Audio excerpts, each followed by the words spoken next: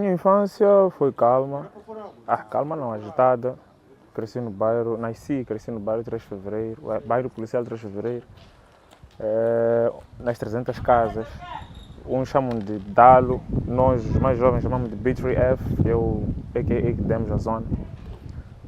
Os cotas, o bairro era muito regrado, eram 300 casas gêmeas, todas elas iguais. Naquele perímetro, acho que mesmo pela profissão, nós tínhamos restrição a muitas coisas, inclusive conviver com pessoas de outros bairros, na altura até chamávamos de fora do bairro. Então não falávamos língua local, tipo xangana, ronga era proibido em casa, não andávamos descalços, à toa. A hora de voltar era até 16 horas, todo gajo dentro de casa, 17. E, não tive falta de nada, fui um puto mimado. Cresci com o meu padrasto e a minha mãe, ou minha mãe e meu padrasto nesse caso. Foi uma cena dope, não tive assim recordações. Aquilo era uma cena de você sozinho desregrar, já vê? Para depois de tomar a medida. Mas já foi uma cena dope. Se for em termos de recordações e lembranças marcantes, guardo muitas. A primeira é que o primeiro autógrafo que dei foi para uma apresentadora que depois tornou-se jornalista, que é a Caeta de Jesus, em Pemba, Cinema Pemba. O primeiro autógrafo que eu dei na minha vida foi para a Caeta de Jesus. Mas tem que ser lembrado da infância, né? A outra é que nunca tive gesso. Todos os meus políticos tinham gesso, pô. Acho que algo disso Deus quis me dizer, tipo, esse puto nunca vai dar o braço à terceira, né? Tá vendo? A terceira foi da forma que eu perdi virgindade, fui violado, praticamente prometi, tá? Foi uma cena assim. Mas foi uma versão nice, na altura. Bom, meus pais estão a saber da versão através deste vídeo. Era uma cena muito close. Aquela cena no início, eu acredito, quando és uma ninguém LGBT, acho que a cena pode criar-te um remorso, dar-te uma ideia de meter queixa ou até uma decepção, uma depressão, mas acho que a cena deu ser rap também para mim, mas dou maninho nas barras. Por aí. Eu nasci na cidade de Maputo, a 21 de março. E os episódios que marcaram a minha infância são vários. E pronto, de forma aleatória, um deles é o fato de quando eu estava na primeira classe, eu não chegava à escola por vergonha, porque meus bradas tinham pastas, eu levava os livros num plástico, estás a ver? Então eu ficava numa church católica e ficava ali a fazer tempo até ouvir o sino, porque era na mesma rua. A igreja ficava na mesma rua da escola, então eu ficava ali a fazer time, quando ouvia o sino, depois os primeiros putos a passarem, eu depois também basava pro place. Até que um dia saíram cedo da escola e a minha professora apanhou-me ali. Depois foi ter com minha mãe, passou que por alguma razão eu não disse o porquê de eu ficar ali, mas era mesmo isso, vergonha de ir à escola. Por causa e vários outros episódios, né? Mas o que me ocorre agora é este. Para quem não sabe, né? Eu, Epai Josuane, nasci em Maputo, né? E cresci em Quilimane. Entretanto, eu me considero mais de Quilimane que de Maputo, por essa razão que muitos até hoje chamam-me tipo Machuabo, Epai Josuano Quilimanense, da Zambésia. Isso porque meus estudos todos foram lá, amigos todos meus da infância, tudo lá. Porque eu fui para lá quando era muito criança, é a razão que o meu sotaque também é de lá, então tudo de lá. Apesar de ter nascido em Maputo, eu sou de Quilimane. As melhores recordações foi quando, na altura, estava a fazer a minha primeira classe, minha primeira vez a ir à escola, né? Então fiz 2 amigos meus, que era o Tony e um outro que já não estou a fazer ideia, mas é primeira classe mesmo. Então era da minha mãe me levar na bicicleta, ali atrás para ir me acompanhar, depois ir me buscar, como é o meio de transporte mais usado na Zambésia. Uma das piores recordações minhas foi exatamente na altura que a minha mãe perdeu a vida, lá em Quilimane, 2006. Começou a aparecer uma confusão entre família da minha mãe e nós, né? Eu e meu irmão mais velho, acerca dos bens e tal, porque na altura eu não posso dizer que sou alguém que nasceu no berço de ouro, mas a minha infância, quando a minha mãe estava viva, era uma infância boa, e quando ela morreu houveram muitas desavenças, divisão de coisas. Uma outra parte da história que muita gente não sabia, né?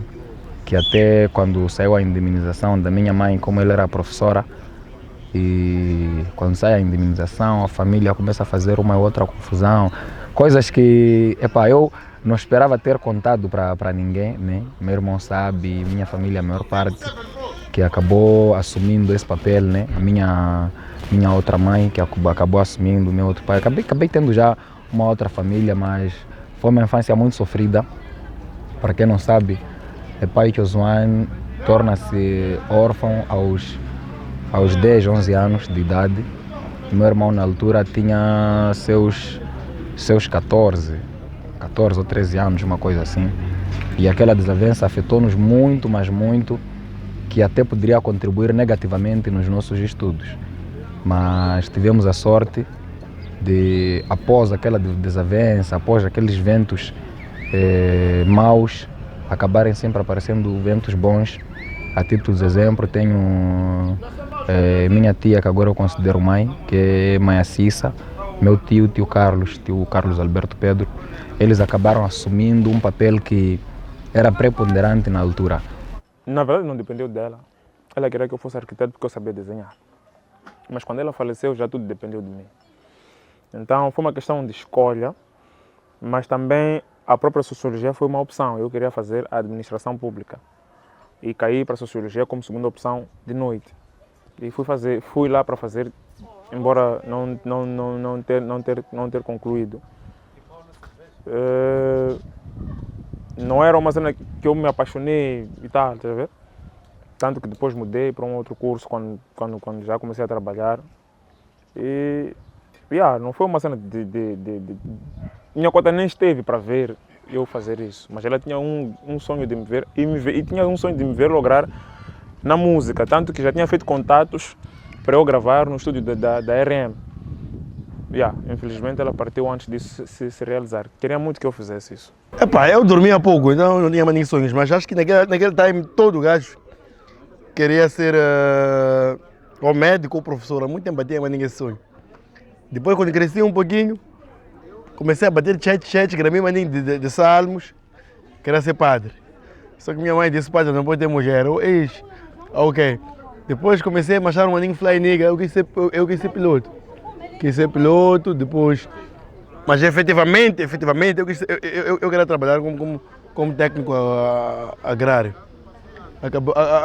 Acabei não seguindo nenhum desses sonhos, fiquei no rap e na informática mesmo. Rap porque não é uma missão minha, é uma missão divina. Acredito que todos nós nascemos com uma missão divina. A cena de hip hop para mim estava enraizada, né?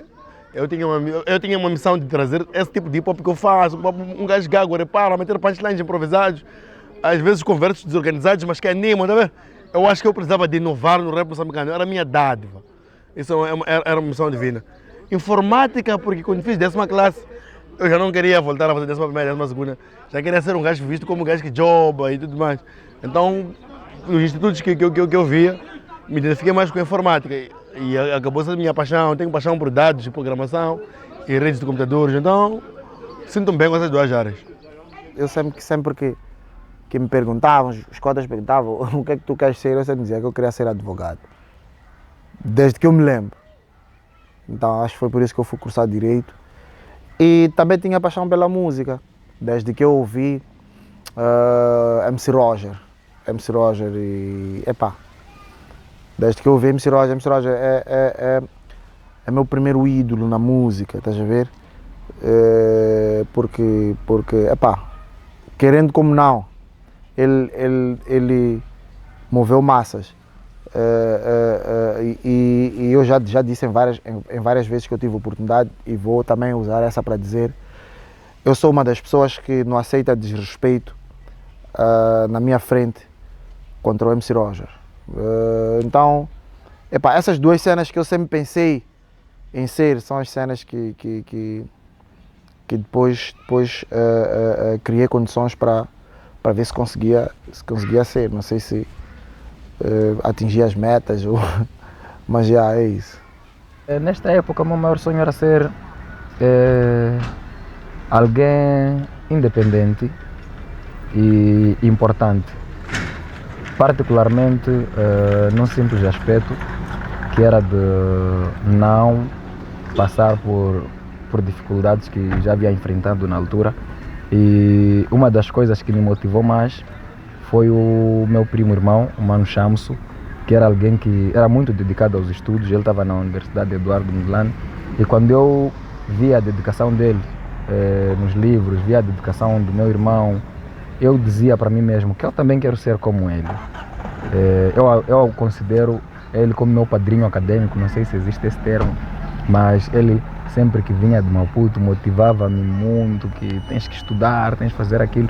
É uma das fases uma das coisas que ele conseguiu me dar um sonho, até a profissão que tenho hoje, logo que terminei a minha 12ª classe, foi algo debatido por nós e ele até aconselhou-me, tipo, queres fazer o quê? Queres fazer o quê? Sentamos, conversamos e graças a Deus, hoje eu digo que sou o que sou, graças aos conselhos dele e de muitas outras pessoas que queriam nos ver felizes, mas ele particularmente é um padrinho acadêmico meu. Quando comecei quando minha cota base ou perde a vida,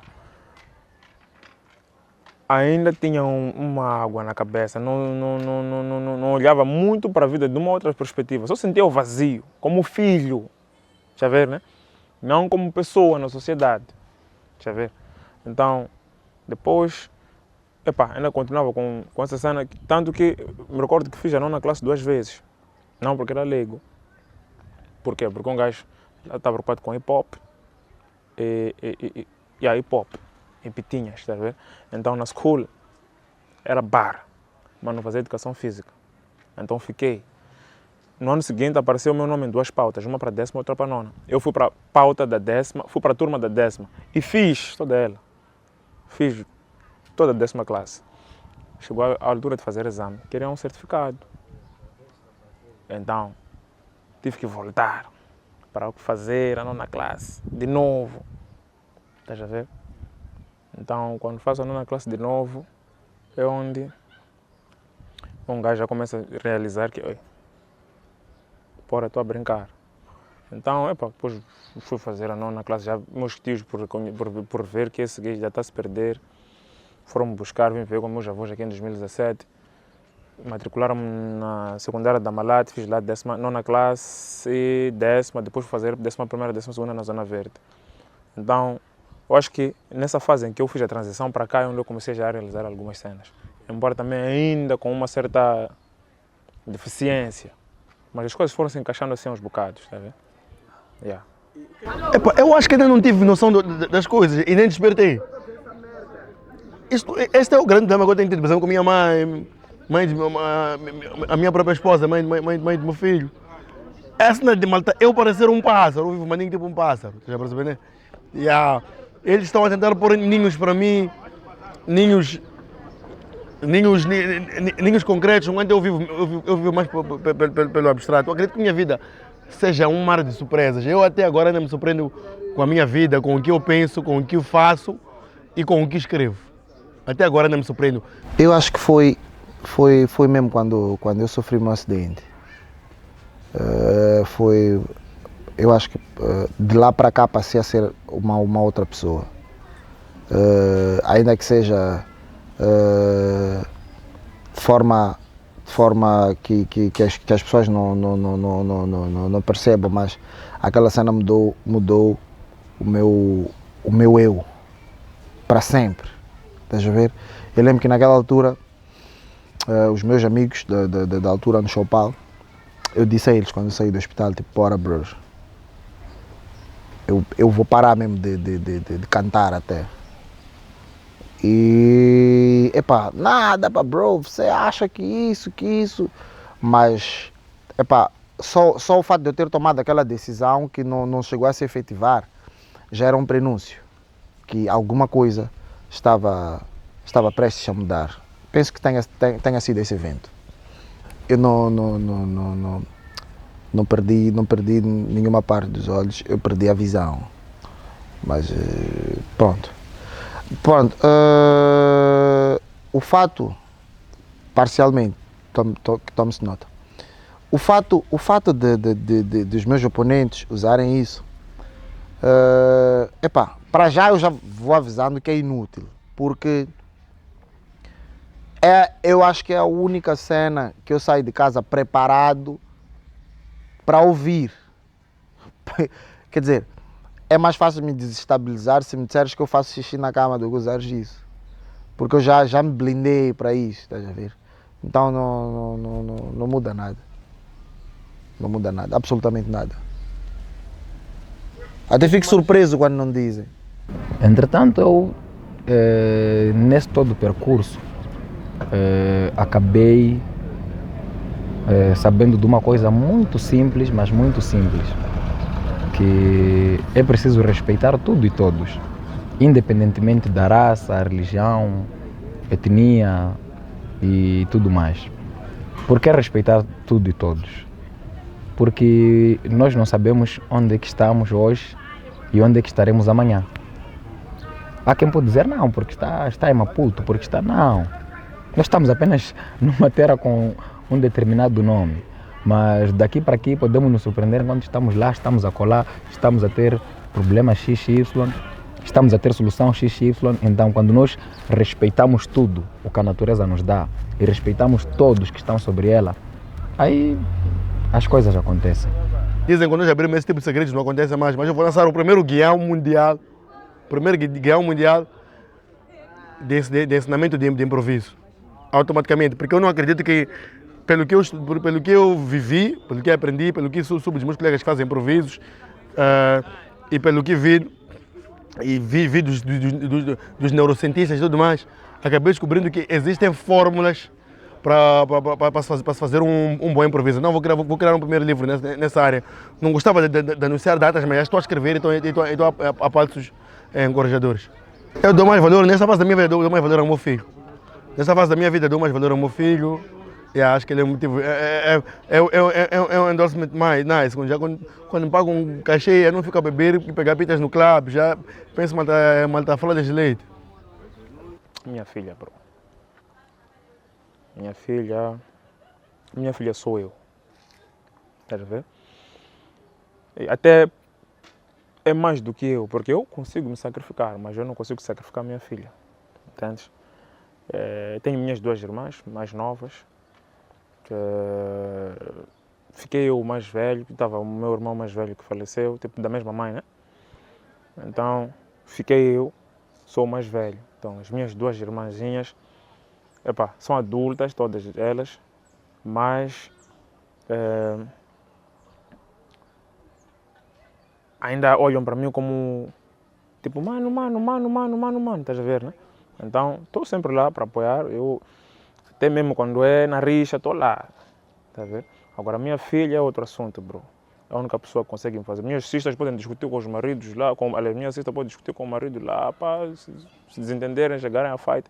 Se eu tiver uma situação em que eu não quero sair, é de decidir que é de resolver amanhã. Agora, minha filha não. Onde quer que eu esteja, tudo para. E para mesmo. Tá a ver? A prova disso, um dos meus bros aqui, Maradona, sabe? Eu já lhe movimentei manengue. Meus brothers são manengue pacientes. Já lhe movimentei manengue. Só por causa da minha kid. Se é para bazar ao hospital, se é para ir, sei lá onde, por causa da minha kid. Se é para passar uma certa humilhação, se é para bater a porta em casa de alguém, em casa de um brada, se é para ligar, até aceitar um show, que nem é grande coisa que eu vou receber, mas eu sei que isso cobre, mesmo contigo, eu te disse, bro, eu não quero cheddar, mas compra lá embalagem de fraldas para minha filha. Podia ter dito muito mais, porque eu conheço o meu valor, né? Estás a perceber? Mas estava mesmo preocupado. Tipo, eu não posso fazer nenhuma coisa que vai se mediatizar ou ter algum benefício para alguém que não vai ter benefício para a minha kid. Estás a ver? Então, é a única pessoa que consegue movimentar um gajo. A única pessoa que consegue movimentar um gajo a 360 graus.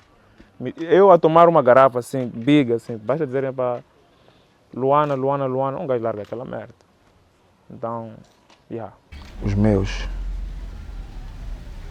meus, sobretudo a minha mãe. Epa, boy, desde que eu me conheço como gente, eu só vivo com minha mãe. Só vivi com minha mãe até eu me casar. Deixa perceber, então. Epa, eu tenho minha mãe tatuada. Então, epa, é provavelmente uma das coisas que eu mais valorizo na vida. É, provavelmente. E se me perguntarem a segunda coisa, epa, eu não sei se é a segunda, né?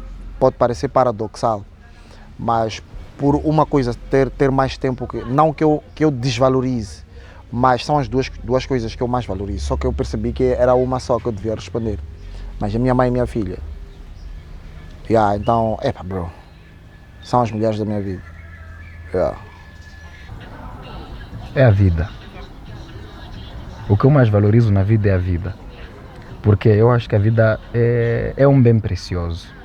E eu digo isso porque já perdi pessoas muito próximas a mim. Depois da minha mãe, acabei tendo pessoas que também conviveram comigo. Na residência da faculdade tive um Maza, né? Maza é alguém que já entrou já há bastante tempo na faculdade, chamava-se Matias.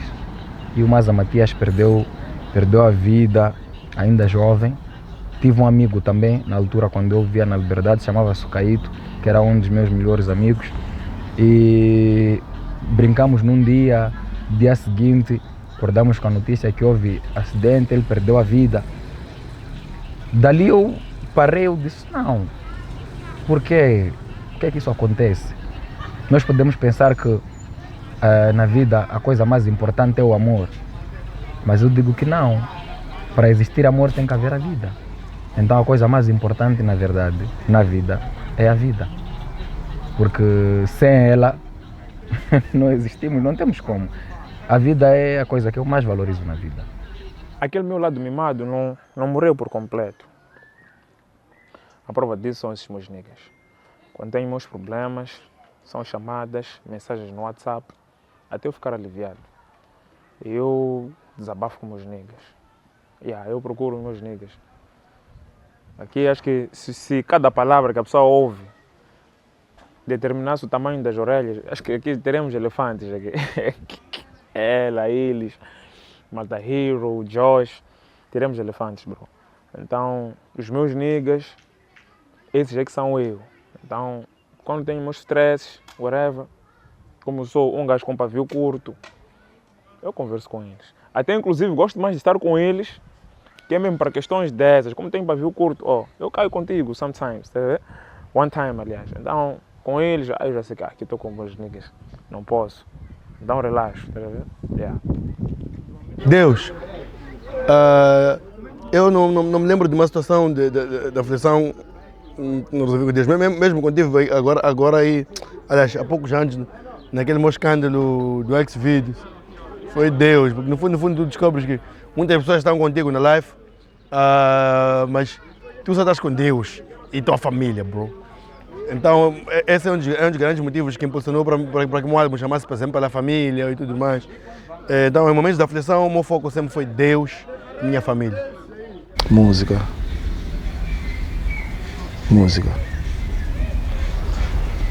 Epá,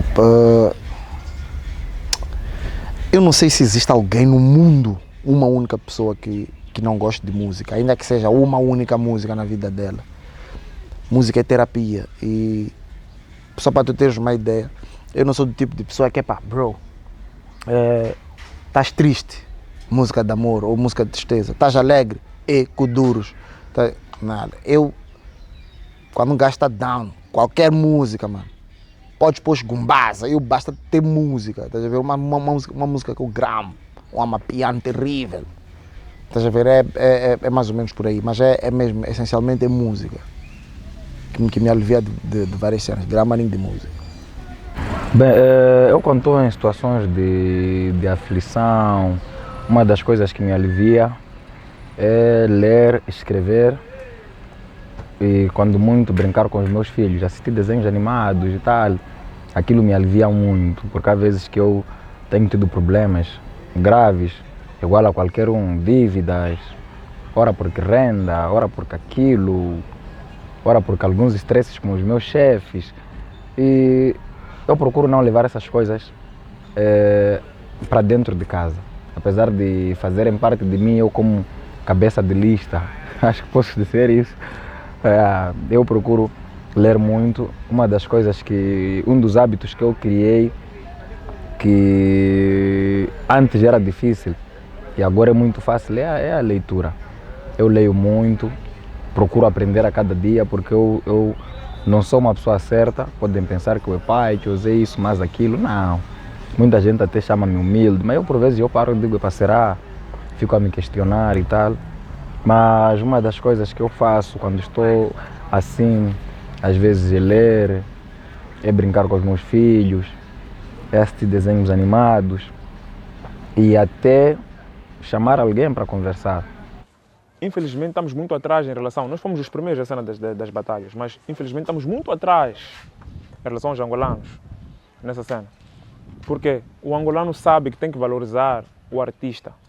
Eu estou a falar dos empresários, estou a falar dos espectadores, estou a falar dos telespectadores, estou a falar de outros agentes da cultura que apoiam aqueles niggas.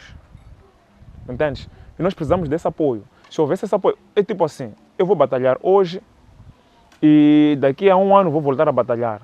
São 50 mil, por exemplo, que eu vou receber ali. Está a ver? E esses 50 mil é para eu arriscar a minha carreira, a minha visibilidade, que pode se perder ali, por causa de 50 mil. E não vou ter chance de poder recuperar isso aí o mais rápido possível.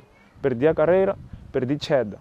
Ou esses 50 mil não vão significar praticamente nada para a minha carreira. Entende? Vão ser aqueles 50 paus até o próximo ano, quando eu voltar a ter a chance. E se calhar eu já não vou ter a mesma visibilidade. Sabe? Eu me recordo muito bem, quando eu estive em Angola, e tive aquelas brancas, e depois ficou assim. Quando eu voltei para casa, as únicas pessoas que me receberam, até era a tua equipa que me recebeu no aeroporto. Sim. Foram as únicas pessoas que me receberam. Entende? Mas quando eu cheguei a Angola, tinha lá uma legião de fãs para nos receberem. Nós voltamos para cá, não fomos todos que perdemos, estava o Cadabra, que venceu, e venceu de uma forma abismal.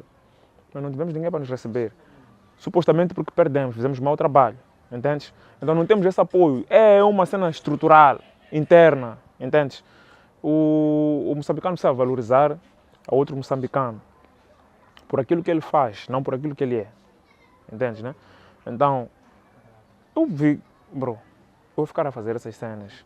E pior agora que eu tenho uma kid, entende? E as batalhas não têm regra, Vai me doer alguém se pedar minha filha lá, insultar minha filha lá, tá vendo? Porque aquilo é para jogar baixo. Eu, se descobrir que tens uma filha, eu vou jogar baixo aí mesmo, tá vendo? E vai me doer essa cena. Eu perder e saber que nem apoio tenho. E depois, nem aquele apoio que eu tinha, e mesmo aquele que já vinha pelo menos comigo, também perder, tá vendo? Então, aqueles quando vêm para cá, antes de receberem um cachê, tu vês eles nas lojas, comprarem isto e aquilo, estúdio, whatever, onde as roupas, no mínimo, vais pagar 7 mil meticais, estás a ver? Epá, eles se apoiam entre eles, vais ouvir, epá, o C4 meteu 1 milhão de sei lá o quê, epá, 1 milhão de kwanzas, pode não ser maninho que está para nós, mas não são menos que 300 mil, boy. Não são menos que 300 mil, com 300 mil tu já compras um carro, não compras? Agora, imagina lá se... E sempre estão a batalhar, sempre tem alguém a dizer, pô, gramei, pá, está a bombar uns 100 euros para ele, pá, está a bombar uns 10 euros para ele, está a bombar uns sei lá quantos mil kwanzas, sei lá o quê. E aqueles gajos estão a fazer a live, assim como os norte-americanos. Vi, o Geocal abriu uma farmácia no hood dele, aquela Pita Gel, acho que abriu uma lanchonete, cada um está a fazer cena dele. com que eles pelo menos ganham. A organização, claro, ganha muito mais, é óbvio, man. São os CEOs, são os organizadores, é óbvio. Mas eles ganham, estás a ver? Me fala de um gladiador que construiu, comprou carro em Moçambique com dinheiro de batalhas, bro. E estamos a fazer batalhas desde quando? 2014. Me fala de um só que comprou um carro. Me fala de um só que comprou um carro de 80 mil meticais. Me fala de um só. Está a perceber?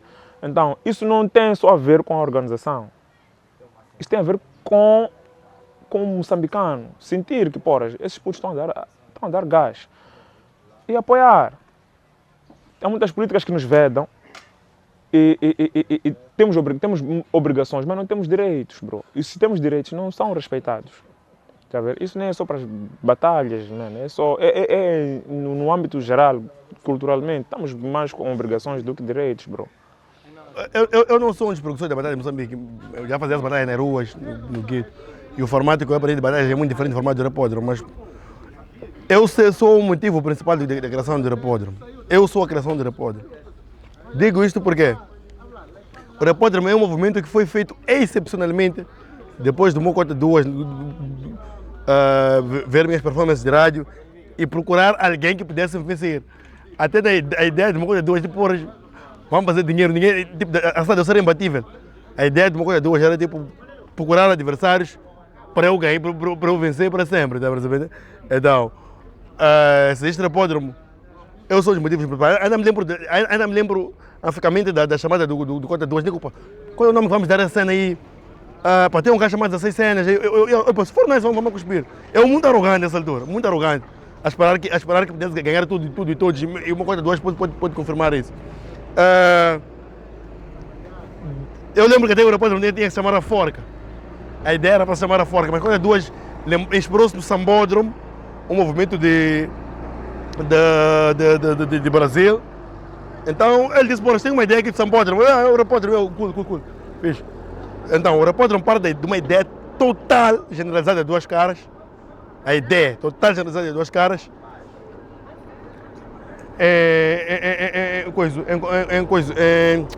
Em comunhão comigo, que foi quando chegamos à conclusão de que tínhamos que criar esse movimento. Ele deu a ideia, supõe a cena de cachê, tenho aqui 20 paus para dar, mas no fundo eu sabia que eram 5, mocota. Eu sabia que eram 5. E acho que só das cenas pode falar o resto, mas acho que ele sabe muito bem que foram 5. Mas a ideia era começarmos com o movimento e olha o que aconteceu, olha bem do que está acontecendo. Então, há quem veja isso de olho furado, há quem veja isso de olho aberto, mas falar de Aeropódromo é impossível falar de Aeropódromo moçambicano sem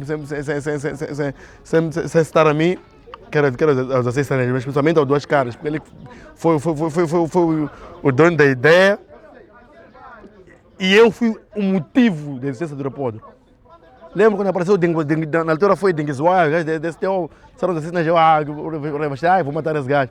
Fazia aquilo com improvisos sistematicamente quando fizemos na televisão, vocês viram o que eu fazia com os 16 anos. Mas os 16 anos acabou trazendo uma outra dica que uma boa caneta é essencial para o Aeropódromo. E os putos aprenderam isso, eu tenho visto agora, os putos estão com uma boa caneta. Pelo menos a Maria, os que levam o Aeropódromo como Repódromo de amarrar, não os que levam para esse rompimento de romper, não rompemos. Nós repamos de amarrar.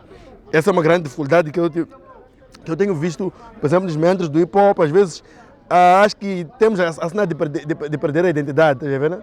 De certa forma, mas é isso. Eu entendo muito pouco sobre a organização de batalhas, mas fato é que a Liga Angolana, que é a do Fly Squad, é giant. Tipo, eu não sei se é a consistência e persistência que tornou a Liga no que é hoje uma referência nos palopes e não só, CPLP também. Eu não sei se é o fato deles nunca terem, não há um ano que eles descansaram desde que começaram, penso eu, não sei se estou enganado. Tipo, todos os anos, mesmo que o ano anterior tenha sido de insucesso, no ano seguinte eles estavam lá, o outro estavam lá. E epá, eu não sei se terá sido esse o segredo, porque eu acho que mesmo o próprio mentor daquela liga, que é o Fly Squad, se lhe derem outra vida, dizer fala de novo, se calhar ele não vai conseguir fazer. Porque penso que epá, foi passo por passo, né, que ele foi dando, não foi uma receita que ele terá usado. Agora, no que toca ao Repódromo e às outras ligas nacionais, eu não sei se usarmos os mesmos métodos que os outros usaram, vamos atingir os mesmos objetivos. Cada terreno é um terreno. Eu não sei exatamente o que estará a passar, o que estará por trás. Eu não sei se é falta de entrega, não sei se é falta de chi, não sei se é falta de entrega por parte dos gladiadores, não sei se é falta de interesse por parte dos gladiadores, porque, ora, vejamos, eu tenho também uma parcela de culpa nessa cena, que é o fato de eu não participar em temporadas, estás a perceber?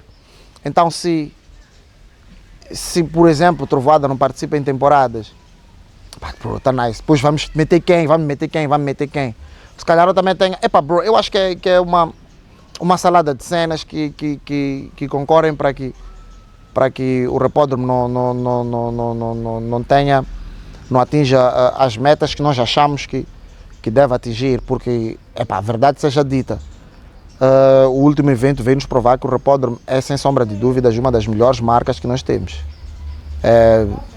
Bro, movimenta Maningue, bro, quase 5.000 pessoas num só dia.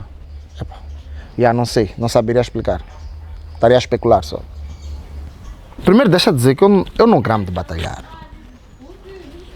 E então, provavelmente, os benefícios disso eu não vou sentir com a mesma emoção que alguém que se entrega nisso, que grama, como é pachos. Sim, é pachos. Aquele jovem pode batalhar uma vez por semana. Que grama de batalhas. Ninguém lhe ganha no mundo, estás a entender? Essa cena aí, eu acho que nem é só do Epachos em particular, gajos de Quilimane, em tudo na vida. Gajo de Quilimane te mete na jelly. Gajo de Quilimane nunca consegue dizer que eu não consigo. Estás a perceber? Charau Zambésia, aqueles são maus. Bem, eu até não olharia para os que organizam batalhas e nem para os que batalham. Eu olharia para o nosso povo no geral. Porque o que faz com que as pessoas cresçam em algum momento é o apoio. Nós temos que ser pessoas que em algum momento temos que ser apoiadas. Eu estava aqui a falar, por exemplo, da minha infância, quando eu disse que passei por isso, mas aquilo, quase largava os estudos, mas graças ao apoio acabei ganhando nova visão da vida e seguindo em frente. O mundo das batalhas, na verdade, em Moçambique, não é que esteja fraco em relação à RRPL, seja pior ou seja melhor. O que está a acontecer é que, se nós olharmos para os dois públicos, o público moçambicano e o público angolano, vamos perceber que há muita diferença. Por quê? Mesmo lá, o público sabe que esses gladiadores, para escrever, passam... Eu escrevo só de noite. Eu escrevo das 0 até 4, 5, 6 horas. Porque eu não suporto barulho quando eu estou a escrever. Eu me concentro muito. É por isso que você consegue notar uma mestria nos meus versos. E aquilo é um trabalho que a pessoa faz. A ideia é qual? Agradar ao povo. E o povo, quando se trata de te exigir, se você perde uma batalha internacional, ou perde... Mas você... Ok. Você ganha. Você é bom. Meu irmão, só termina por aí. E veja o que acontece em Angola. Quando você é bom, ali mesmo, a pessoa sai a correr, vem te dar um dinheiro, vem te dar aquilo. Sabes, nós fora das batalhas, conforme eu disse, eu nunca escondi para ninguém, nunca vou esconder. Eu sou pai de 2 filhos, 2 meninos. E imagina só eu deixar meus putos estão ali a dormir, não sei o quê, e eu estou ali, estou na escrita. Está a ver? Pai de 2 filhos.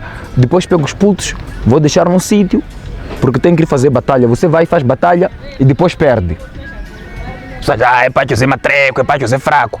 eles se esquecem de todo aquele processo que houve, de preparar as barras ou não. E é isso que depois, mais tarde, a pessoa diz, mas se eu marrei, por que vou andar a sofrer depois people começar a me falar mal? As redes sociais, elas afetam negativamente nos gladiadores. Tanto positivamente como negativamente. Mas eu me massacrei, dei o meu máximo para depois me falarem mal. Estás a ver, né? Então, eu vou desistir disso. Você desiste. 2 por 3, aqueles de lá estão a fazer não sei o que. Depois, não, os gladiadores angolanos são mais pesados que não sei o que. Meu irmão, eu vou falar uma coisa que é uma grande realidade. Se quiser, pode ir pesquisar. Em termos de ser old school em batalhas filmadas, eu acho que sou o melhor gladiador com as batalhas filmadas que dão a origem das batalhas. Eu nem sabia que eram batalhas, nem sabia que era rompimento, nem sabia nada disso. Eu tenho batalhas filmadas pelo meu irmão com um telefonezito em 2008. Podem ir para o YouTube escrever Epaicho One versus quem? Tem Epaicho One versus Sonhador, tem Epaicho One versus Gibrila. São batalhas que eu fazia na rua, são batalhas muito antigas. Então as pessoas vão dizer que não, os movimentos não têm consistência, mas os gladiadores têm. Porque eu não tenho medo de nenhum gladiador, nenhum. Da lusofonia não tenho medo de ninguém. Quer batalhar comigo, vamos. Mas o que faz com que o movimento aqui em Moçambique também esteja fraco, porque não pode ser um organizador tirar tudo do seu bolso. As pessoas já não, porque ganha no YouTube. Eu pergunto, people, no YouTube você ganha quanto? Para dizer que YouTube dá-te dólares, dá-te o que se o YouTube nos desse tudo isso. Eu também viraria youtuber, deixava de ser gladiador. Irmãos, temos que nos apoiar. Nós não só devemos exigir ao gladiador que dá uma boa performance, carrega a bandeira, não sei o que, mas também devemos dar o apoio, o devido apoio, de modo que o artista cresça. Não estou a falar já do Epaichos como gladiador, estou a falar do artista no geral. Estou a falar do pintor, estou a falar do rapper, estou a falar do cantor, estou a falar do saxofonista, do baterista. Estou a falar do jogador, estamos num campo. Às vezes que nós temos jogadores frustrados. Se eu te dizer que aqui na zona, eu conheço um jogador que já esteve até nos Mambas, não sei o que, mas eu se te mostrar e ele te contar a história real, ele dizer que sabe, o nosso Ministério da Cultura não ajuda. Então, o que está a acontecer é que não temos apoio. O devido apoio, as empresas nos fecham as portas, não sei o que. Hás de ver quando nós fazemos batalhas nacionais. Quantos vêm assistir? Contáveis. Vamos lá, batalhas internacionais. Porque está a vir não sei o que, vem cheio. Mas vê lá Angola. Batalhas nacionais, cheio. Batalhas internacionais, cheio. Então devemos pelo menos seguir esse exemplo de lá. Uma das coisas que eu quero, seguirmos o exemplo de Angola. Estou a falar do público. Dos gladiadores, em termos de qualidade, é indiscutível.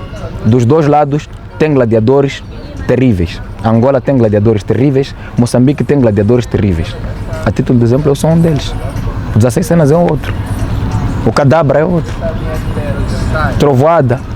Temos muitos, temos o La Vida Louca, temos o Sugaia. Na minha opinião, o melhor punchliner que já houve. Mas muitos, porque o Sugaia abandonou o game, não sei o que. Não, o Sugaia viu que é para o game não está a facilitar. Você vai e faz batalha, volta para casa sem nada, e para piorar, quando a batalha sai, estão a te atacar, estão a te entregar. Torta à direita. Mas não aparece ninguém como aquilo que aparece em Angola, onde você está sozinho sentado em casa, aparece alguém, ei Joe, vim te entregar telefone, programei daquela tua batalha, não sei. Vim te dar uma mola porque não sei o que. É por isso que os de lá têm isso mais aquilo. E nós daqui também, se temos essas coisas, é porque nós temos nossos empregos. Se não, se nós dependêssemos só das batalhas, estaríamos na rasta. Então, uma das coisas que tem que acontecer é o público aceitar que batalha é uma arte, que batalha também pode meter o pão no gladiador que nós preferimos, no gladiador que nós escolhemos. Aí, havemos de avançar. Se for isso, hás de perceber, mano, não é por mal, hás de perceber que havemos de ressuscitar, havemos de ter gladiadores e gladiadores. Uma das coisas que mais me doeu, muitos sabem disso, muitos mesmo, foi a morte do Azagaia. A morte do Azagaia doeu-me muito. Sabe por causa de quem? No dia do enterro do Azagaia estava cheio. Por que essas pessoas não vinham para os shows da Azagaia?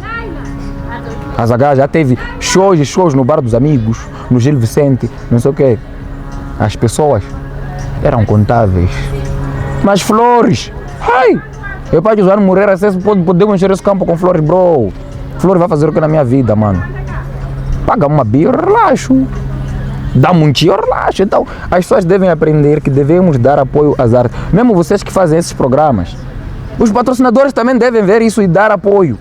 Porque vocês estão a fazer isso pela arte. Amanhã, se eu baso, as pessoas vão pegar esse documentário, vão pegar aquilo e ver que, na verdade, Pachos existiu. O cachê não foram 20 mil meticais. Estou a comentar isso porque são águas passadas, são coisas há mais de 8 anos. Não foram 20 mil meticais. E o organizador era o Duas Caras na altura. Ele teve contas por fechar, só não me informou de forma correta. Me recordo que tivemos bife ali, discutimos, sei lá o que é. Ele até disse, eu vou colocar um texto no Facebook, whatever. Eu saí dali com 5 mil meticais, nos 20. Entendes? Então, naquele bife todo, graças a Deus, eu sempre tive amigos com estrutura emocional. E estrutura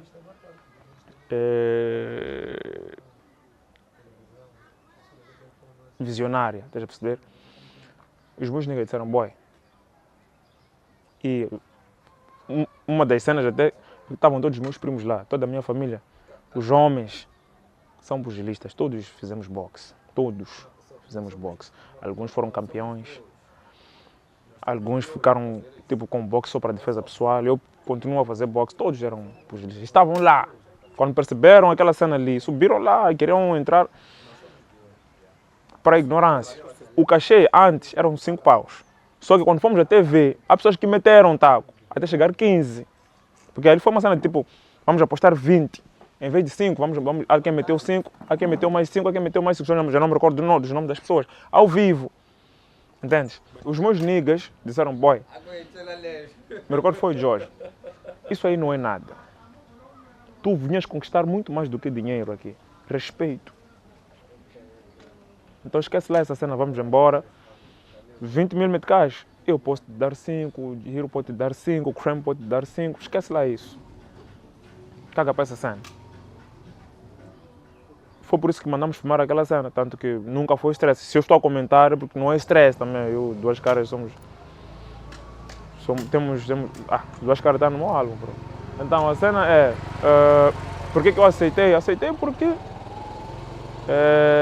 eu amo hip hop, bro. Eu gosto de fazer hip hop. Se houvessem condições, eu continuava a fazer batalhas. Se não me vejo a ser humilhado por um puto aí, mas também não sei se isso é capaz de acontecer, ser humilhado assim. E aí eu sou teimoso, eu levo a batalha de uma outra forma, que eu acho que esse é o segredo. Que muitos artistas deviam levar. Por isso que andam na tangente. Se você for apanhar as minhas batalhas, há sempre um nível seguinte. Os outros, alguns sobem, depois descem, mantêm, depois descem, depois sobem, tá vendo? Eu levo de uma outra forma. Então, eu gosto dessa cena e era uma oportunidade primeiro. Tínhamos que basar para Angola, fazer uma batalha por Moçambique. Bro, tinha muitas missões ali. Primeiro, representar a bandeira, depois o sonho de subir um avião para fora do país através da minha arte. Man, era ou bro, é uma cena que super dope. Então não tem muitas justificativas, tipo, porque